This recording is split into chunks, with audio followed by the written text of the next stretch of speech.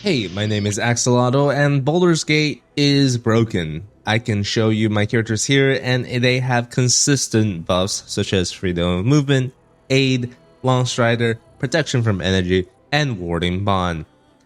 I have over 10k gold, and I can get infinitely more. I have practically infinite camp supplies, so I can basically long rest without any repercussions, but I don't have to, because I can get all my spell slots back without a long rest. Together with 19 crit range on my sorcerer and the ability to cast 3 spells in a single turn, there's nothing really that can stand in my way. It's all thanks to my man, Withers. Dost thou require a new ally? Or mayhaps a resurrection? To get eternal buffs, you'll need some hirelings. Only 6.6% of players ever hired a hireling at the time of writing this script. That means more people defeated Commander Zalk in the tutorial than ever bothered to recruit a minion from Withers. This is a huge mistake that you're making. Hirelings only cost 100 gold to recruit.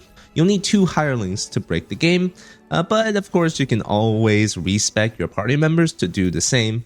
Although, I kinda don't want to force anyone with actual personalities to work in the Goodberry farms. Yes, that is right, you would start by picking a druid from the list of hirelings. It doesn't really matter who the cleric is, but the druid has to be a nature druid. You can do this as soon as you get withers in your camp, which is quite early on in the game. It's literally the first dungeon of the game, you'll get withers. The thing is, you have to watch out for spells that says last for long rest without the concentration tag. The concentration will break when you dismiss the hireling, but any spells that says last until long rest will not break. So the most important spells for the druid to select early on are Goodberries and Long Strider.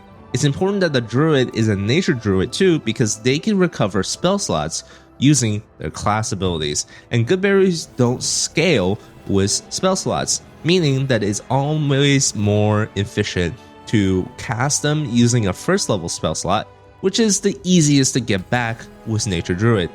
You will spam Goodberries until you are out of spell slots, and boom, easy camp supplies and a great amount of healing. The Goodberries also count towards your camp supply that you can use in the night if you didn't use them all up for healing already.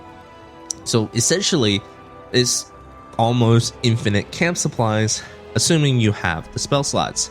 Your druid for hire can also ritually cast Long Strider and apply it to almost all of the companions that you want to bring it along on your actual party. So that will last even if they are not in the party. Cleric for hire has a couple of spells that you want to look out for. Warding Bond is the most important one, but protection from energy and poison, aid, freedom of movement, these are all spells that give you major advantages in combat, and you typically don't want to cast them with your regular cleric because they take precious spell slots away.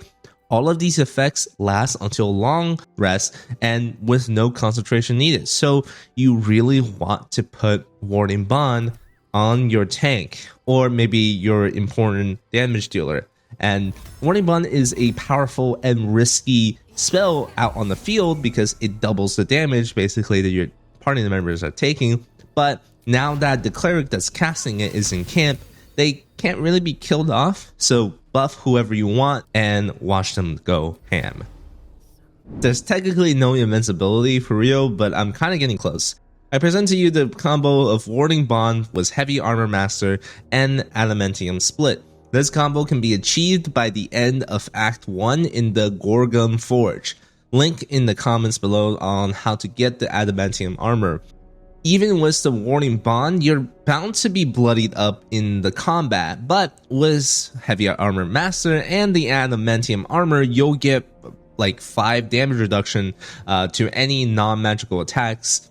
So that means all of the peons with weapons in the game, which is a lot of them actually, their damage will be halved first because of the resistances of the Warding Bond, and then 5 damage will be reduced from that. This practically makes anyone who wears the said armor becomes a walking fucking tank that just can't be brought down unless, you know, you throw some spells upon them, but there are other items that can counter that too. Plus, lesser restoration also helps. It's possible to reduce the damage that you take to 0, and I've seen it happen. Other characters, though, will still be hit hard by the AI, and therefore you need the Path of Wound Closure. I really hope I said that correctly. It's one of the best utility items you can find in the game, and you can find it quite early on in Act 2. You can find the necklace at Lady Esther in the mountain hike area. She sells it for a mere 125 gold. Put it on any character that is missing HP, and then use your healing. This combos really well with good berries because it allows them to heal the full 4 HP amount per berry. Spells and potions also heal the max amount. So that means this necklace is a must pick up for how cheap and effective it is. It essentially doubles your healing on average, and it's an incredible item.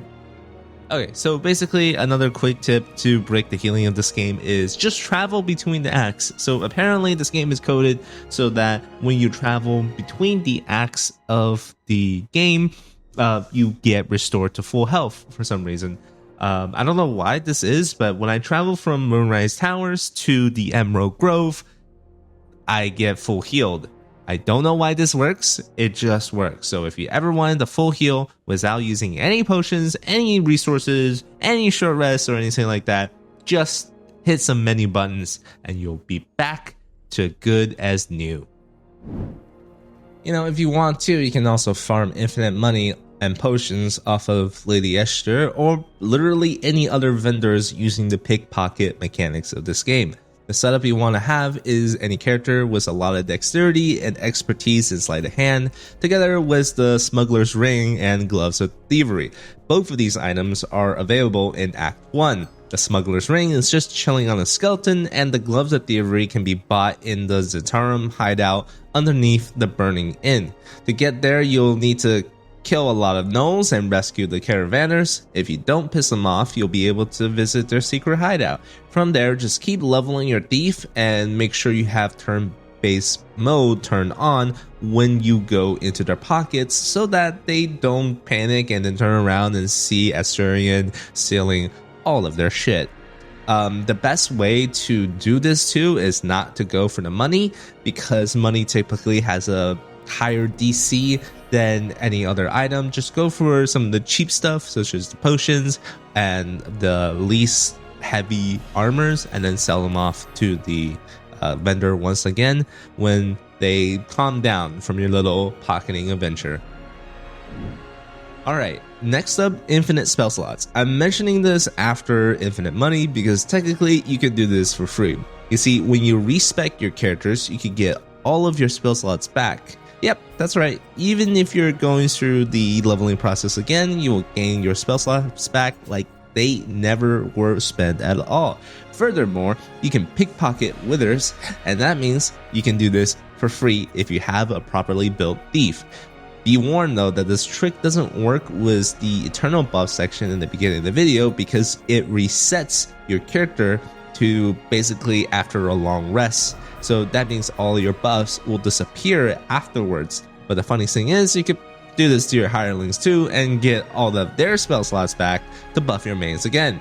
Although that's like 5 to 10 minutes in menus to get spell slots back. So I mostly just do the spell slot saying if there's an important boss that I need to kill at the end of a long adventuring day. Alright, now that you know how to break the resource management of the game, let's see about breaking the damage numbers of the game. There are a ton of methods to do it. I'm not going to cover everything, but this is what I've come up with for killing most of the bosses in the game. I call this the lube 'em up and strike 'em down with lightning.